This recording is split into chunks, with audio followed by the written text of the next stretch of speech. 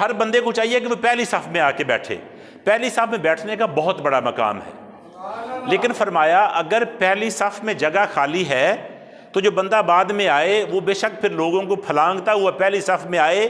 یہ اس کے لیے جائز ہے، کیونکہ وہ ان لوگوں کی وجہ سے پہلی صف خالی ہے جو راستے میں بیٹھے ہوئے ہیں، اس کا جو گناہ ہے وہ راستے میں بیٹھنے والوں پر ہوگا۔ لیکن اگر پہلی صف میں جگہ خالی نہیں ہے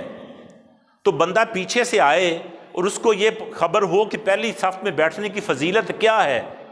پھر وہ پہلی صف میں جگہ نہ ہونے کے باوجود لوگوں کی گردنوں کو پھلانگتا ہوا پہلی صف میں آ کر بیٹھے، لوگوں میں گھسیٹ کر لوگوں کو ادھر ادھر کر کے بیٹھے، تو فرمایا یہ جائز نہیں، بلکہ حدیث پاک میں آتا ہے کہ اس کی سزا یہ ہے کہ اس کو قیامت کے دن دوزخ کی طرف پل بنایا جائے گا، اس کا پل بنا دیا جائے گا اور دوزخی کو کہا جائے گا اس کے اوپر سے گزرو، کیونکہ یہ مسجد میں بیٹھے ہوئے لوگوں کے اوپر سے گزر کر جایا کرتا تھا۔